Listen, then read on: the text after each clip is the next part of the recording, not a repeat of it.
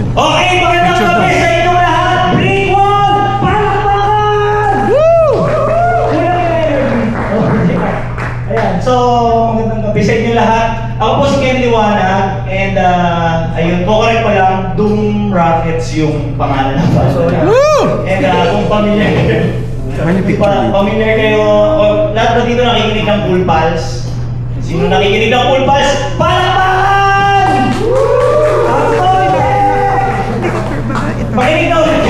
Makinig na tayo ng Cool Pals. Ang episode namin doon ay 752.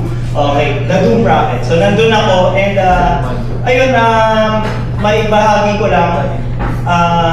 Dati akong artista. Lumabas ako sa, nanonood ba kayo ng Wamali? Sino nanonood ng Wamali dito? Walang nanonood ng Wamali. So Wamali is yung mga nagpa-prank na Pinoy po yun. Okay, nandun ako, hanapin nyo sa YouTube na lang yung Wamali gusto ko ng away kung may time kayo. So ayun nga, dati akong artista and obviously, hindi ako sikat kasi kailangan ko pa i-explain mo saan ako nagpuntas. So, ayun lang. And this is my first time, so meron akong audio dito ng aking mga naisulat kanina. Kasi, ewan ko ba, nag-prepare ako ng 2 weeks pero may pumasok sa isip ko na parang dapat ito yung ilabas ko ngayong gabi.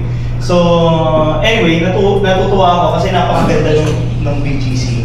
Hindi naman sa first time ko sa BGC, pero ngayon ako nakapaglakad dito sa area na to.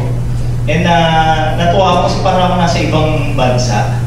So, ayun, parang pwede ako mag-picture tapos ipopost ko, pagka-post ko, sasabihin ko dun sa caption, "Paalam Pilipinas, hello BGC." Kasi, di ba, parang nasa ibang bansa nga, di ba? Kaso, ginawa ko na yung before eh. Sumakay ako ng aeroplano, tapos bumiyaya ako, nag-out of the country kami. Pinost ko yun, sabi ko, "Paalam Pilipinas, hello Zamboanga." And then, hindi pa yung joke eh, okay lang yan. So, may nag-comment doon sa post ko, sabi, "Ken! Pilipinas pa rin ang Zamboanga!" Galit na galit siya. Pagtingin ko doon sa profile, okay. Dapat talaga hiwalay ang Facebook ng mga matatanda sa ating mga kabataan. Hindi ko nasasabihin ito.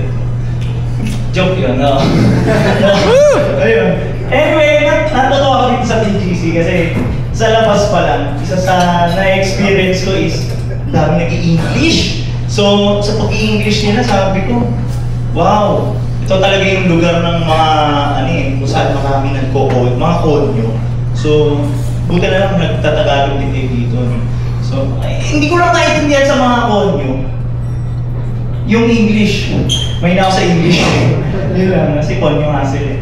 And lastly, na nagustuhan ko sa BGC, ito, napaka-ramdam na ramdam yung unity dito. So, unity hindi yung bagong Pilipinas. Unity kasi welcome na welcome kahit sino dito, kahit ano ka pa, kahit anong sa pagaling, ganyan. Kaya pala, BGC ang tawag sa lugar na to. Kasi welcome yung boy, yung girl, confused. Yun lang. And that's my set. Kaya pala ako natin kay Liwanag at